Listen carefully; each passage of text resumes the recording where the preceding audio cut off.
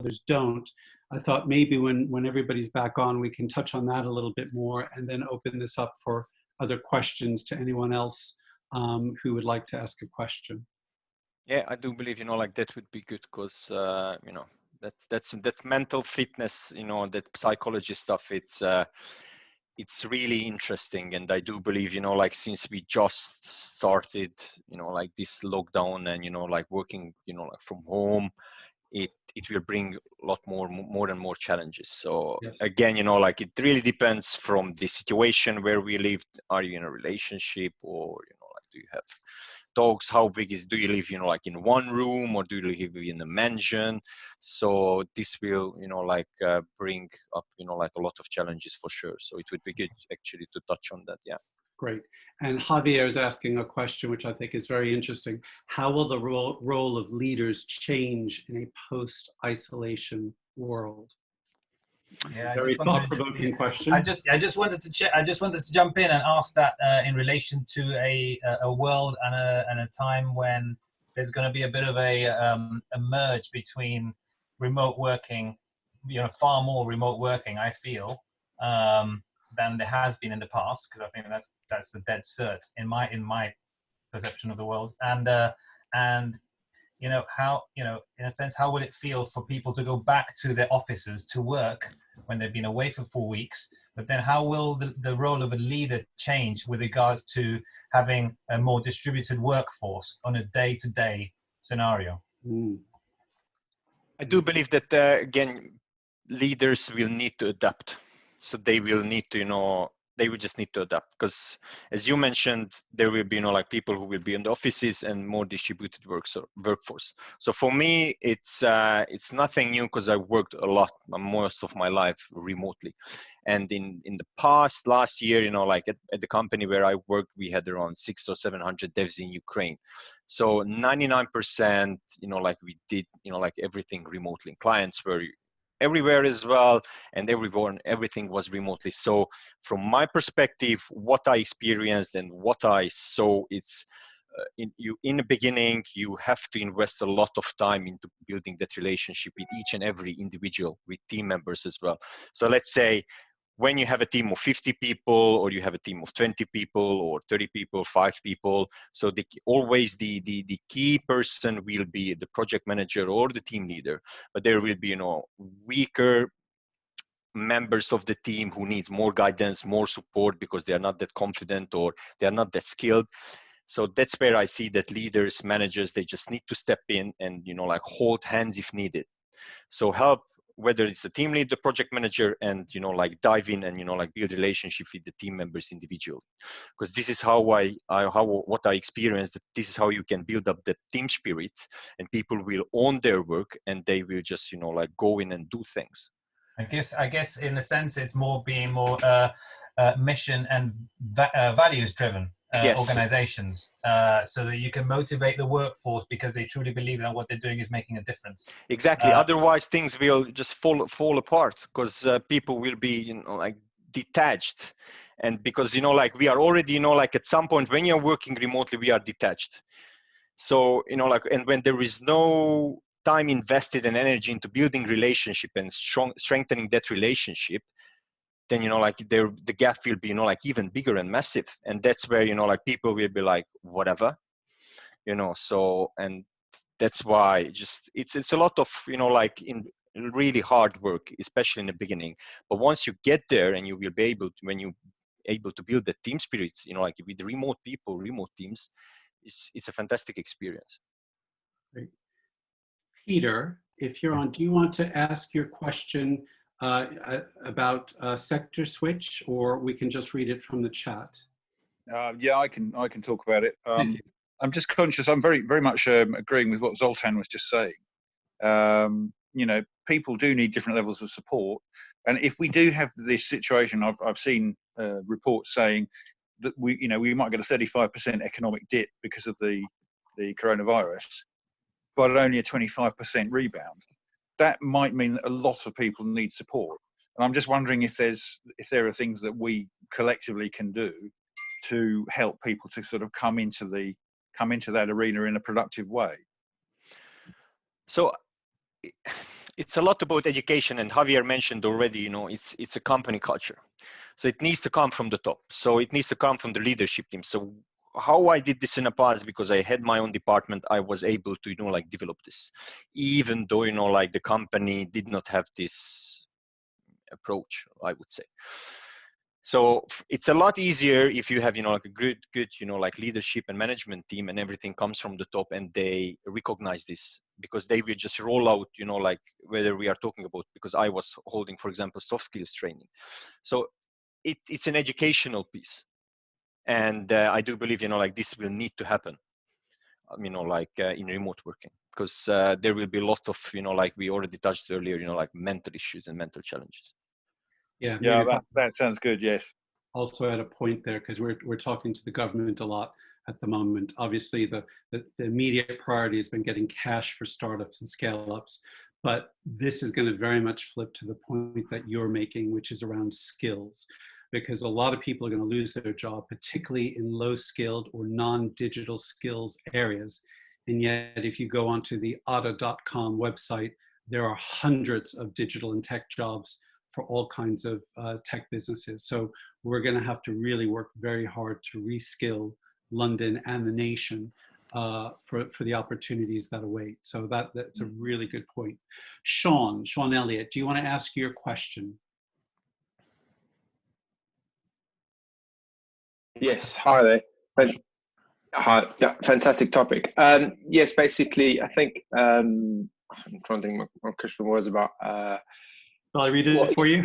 Yeah, I think the training was it. Oh, the remote kind of training. Yes, that was. I mean, this is the thing. We're living in the new normal, and not many of us have done this. So, do you think there will be more training required to work in a remote environment? How to set up your space correctly and those kind of things. Do you think companies will be willing to train the staff in that process? Well, I do believe that, again, it will come down to the company culture. So whether how much they support their employees, because there will be companies who will really, take the advantage, and they will just, empower their employees, and they will really help them and support. So let's say if you have a problem or you don't know where to start, then, you can reach out to X, Y, or Z in your company, and they can help you to, to guide you through, have those, a bit of maybe, coaching session, or just, talk about, basic things, like fundamentals. And, but this really comes down to the company culture and to the, to the leadership and the management of the company, because they should do that, actually, because as we discussed, some people are really confident, some people are fine to work from home, some people, they just can't find their space, at home, and which is fine. But those people, they need help and need support. So that's how I see this. I see a business opportunity. And building on that, Eva, I'm going to bring you in here. You've asked the question, will we need to hire people differently for remote work, independence, self-motivation, and tech-savvy flair? Is that a fair summary of what you're looking to get some guidance on? Yes, I'm interested in how much you can train and how big is the gap. And if the gap is too big, do we just need to hire differently? So do you mean do you think about, the difference between the skill set when you're hiring? When you hire for remote setting and you know that the default is remote setting versus office setting. Yes, that's a really good question, actually. So I do believe that, when you are hiring, you can upfront, you can, make it crystal clear whether you want someone with remote experience or not. So I do believe that, it will be a key point, when people, when companies will hire down the line, because it's a different skill set and different mindset as well, when you work remotely. Yeah, that's follow up from that. I've got a couple of people now that I'm onboarding, and it's really tough to onboard new people into the culture when everybody sits at home. So have you got any views on that? How you bring new people in to remote team? So if you have, probably I would say, creating an onboarding training, let's say. So again, like when it comes to, we touched on, like governance and processes as well. So in remote working, I do believe that, like when you're onboarding someone, especially remotely, they need crystal clear job description, what they will need to do, who will they will report to, like who they need to reach out to if they have any issues. So having that, like onboarding educational piece, I would say. Yeah, and I think building on that, there's a question, and forgive me if I'm not pronouncing your name correctly, is it Janji, who's basically asking, how do you do regular reviews of team members, the usual informal one-to-one chats when others, when often there can be very delicate subjects that are brought up. The final point, I feel that intimacy and openness is difficult to achieve over Zoom. Any advice is welcome. I think that's a really good question. Yeah, I believe, it's you can do that. So whether it's, so when I had really difficult, like problems and, like challenges in the past, it was one-on-one calls, because that's where you can, like have the, like those, delicate questions to be discussed. But it can be done, because people are more relaxed, but that won't happen, like just because you will have one call. So you need to, like keep consistency all the time. So if you have a problem, let's say with an employee, because, like for, like whatever reason, if you want to build that relationship, you need to keep, like that consistency. And I would say, like from my experience, it can be anything between 1 to 3 months until you will be able to see some improvements. Mm-hmm. Yes, thank you very much. I think what I meant, and maybe it's just the way I deal with my team members, and it's not very usual. Often the main problems pop up in the kitchen, on the way to the loo, on the corridor, not necessarily on a scheduled meeting. So I'm just trying to find a way. Obviously I can send a chat or, set up a chat. Oh, do you want to talk about, I feel there is something wrong. Yeah. Can work. I think that's probably a solution, but I'm just thinking how to approach and how to replace those unplanned, informal, but nonetheless very valuable conversations during lunchtime, on the way to the train station, etc. Yeah, so I would say, like one solution can be have retrospectives on a weekly basis. Mm-hmm. It can be a 1-hour call, like it's an informal call. So, like people are relaxed and not stressed. So, like it's a relaxed environment. So basically you can just discuss, like what went wrong that week, what, like your team, like what they liked, what they didn't like, where they feel, like they are really, like have, like too many issues, and just have these meetings regularly on a weekly basis. And, like time to time you can, like just, like drop, if you have, let's say a team of 5 or 10, if there are 1 or 2 like team members who need more hand holding, then you can just, like jump on a call for, like 15 minutes just to check in to see, like how they are, do they need help, is everything fine. It's just that, like small things. But having those regular retrospectives on a weekly basis does help a lot. And you need to invest, like energy and time into all this, and really, like make sure that you build relationship with the team members. Otherwise, like nothing really, like will happen. And again, like time, energy, 1 to 3 months, it's a hard work, but it can be done. Yeah. Javier, you've got a question here, just going through the chat on innovation and impact of innovation. Do you want to ask the question more broadly to Zoltan? Sure. Hi, Zoltan. I was just noticing that innovation has been driven a lot more by the frontline workers, or the requirement to innovate, but also rather than a top-down approach, it's been a lot by the urgency has propelled people pretty much in the front line and to innovate. So I'm wondering if that's something that's going to be happening more in the future, do you think, and how that might change the ways of working to build purpose in businesses as well? So when you mean frontline, it's the day-to-day employees basically, right? So not the leadership, yes. Not the management team, right? Yes, correct. So when it comes to that, so I experienced that as well, that it's, again, I can just repeat myself. it comes down to the leadership, the management. What's the culture that they, you know, like create? Actually, can, you know, like the frontline workers innovate? Because sometimes they are just blocked because, you know, like nobody's listening to them, or they just don't want to, you know, like do anything with those ideas, with those, you know, like innovation plans. So, you know, like having these discussions, you know, like a lot of things really goes back to the company culture, leadership and management, and can they actually, you know, create it in environment and enable people to innovate and come up with ideas? Because, you know, like many times, you know, like even in this remote working down the line, how we can improve productivity. There are, you know, like different conversations, articles, but, you know, like for some people, you know, like maybe something works for me, but it won't work for you. So, because we are different. So it's really important that, you know, like leadership and management team, they are listening to their employees.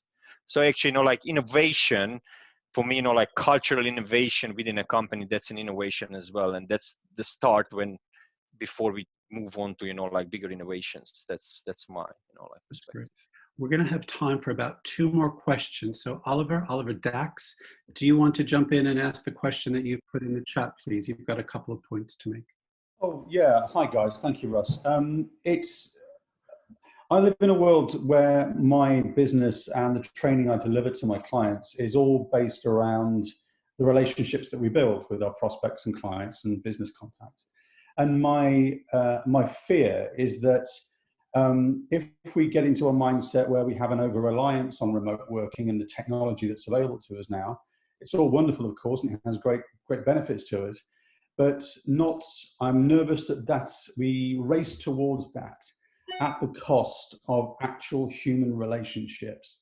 Because when I'm delivering training, I can do it in a classroom or I can do it remotely. And I have to be honest, the training I deliver remotely, I feel, is weaker than the training I can deliver in a classroom, because I can smell the fear, I can see the whites of their eyes, and it has more impact when we're actually in the room interacting. And I just wondered, I wanted to ask if I'm kind of pushing water uphill, or whether people on some level share that view that the tech is great, but let's not make it rule our lives and have poorer relationships with our fellow humans as a consequence. Thoughts, really? What do we think?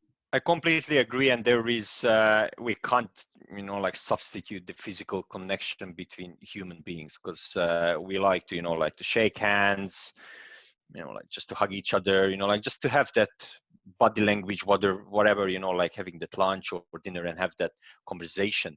So that can't be substituted. So from my perspective, I do believe that, you know, like once we move into this new norm of when, you know, like remote working will be, you know, like just normal, I do believe that people who will work remotely will value a lot more the relationships between, you know, like them and other people. So I do believe that, let's say, because to be honest, in my former company, I never met, you know, like my developers, and I worked with 100+ people, and I really felt after some time that I would love to meet them, but actually, you know, like that never happened for whatever reasons. But if that would have happened, that would really, you know, like strengthen the relationship and deepened a lot more. Exactly. I mean, I felt I knew you a lot better after we went for pizza. Exactly, at Franco Manca. And actually, this fits nicely. Ava's put in a comment in the chat about, you know, are we headed towards death by Zoom? And I think that's a nice reflection that we should all be thinking about. Last question, Jake. I want to pull up your question about remote working as you're in rural Somerset, and I thought you made an interesting point about London. Do you want to share that as our last question? Yeah, I just need to find my question. There we go. Yeah, so I'm out in rural Somerset. People of the coalition are very used to my pictures of my lambs that are just outside the window there, and the chickens and all the rest of it. So recently we've just had 200 meg broadband put in, which is amazing considering we had 8 earlier. And we get these around the villages around here. We get what we refer to as West London refugees. So they're people from London who move into Somerset, and we love them. Don't get me wrong, but so they're here for this different lifestyle. And there is a village called Mells near here, which is near Babington House, and there's enough tech and digital professionals there to make a top flight agency that would be one of the best in the world. But they don't work with each other. They work with their colleagues like this in London. So one of the things that's interesting to me is if I've got really good broadband here, then does it mean that London stops being a tech hub because the playing field has been leveled? Really good question. Zoltan, what do you think? Well, I don't think so. Just because, like the people will be, let's say, like distributed in different places. I do believe, like the core will still remain in London. That's what I believe. I think it's going to be something that we have to watch carefully. I don't think London's role will be diminished, but I do think, whether London or there's been a lot of coverage about, will New York recover from what they're going through, which is pretty grim. I think it's going to take time for this to come back. We're not going to be bouncing back in 3 to 6 months. I think this is going to be a much longer recovery period to get things back to what we've been used to. And even still, I'm not sure that new normal will be like the normal that we experienced before this. So it's coming up to the hour. Zoltan, any final thoughts or comments from you before I wrap up the call with everybody? No, thanks for joining, guys. It was an excellent 1 hour and really great questions. So I really enjoyed it. Hope you find it useful. So thanks for joining, guys. Thank you, Zoltan. Thank you. Let me add my thanks to everyone as well. Great to have you join us. Sorry about whatever happened midway through our call, but great to see most of you have come back to join us for some good commentary. Again, if you're not in TLA and want to be part of the community, drop Zoltan a note, drop me a note, and we'll bring you in straight away. This is being recorded, so we'll probably post this on our resource hub next week. We've got more surgeries coming up. We've got more of these Zoom clinics and forums coming up, and it'd be great to have you involved with that too. If you want to post anything in a blog, you're welcome to send that in. And if you want to contribute and be one of our advocates who are offering to give help and advice to others, please do get in touch and we'll make sure that we add you to our advocates directory. So with that, thank you very much, everyone. Thank you very much to you, Zoltan. Great to hear your commentary on all of this and for putting this all together. All the best. Take care. Thank you, guys. Stay safe. Thank you, Zoltan. Thank you. Bye-bye.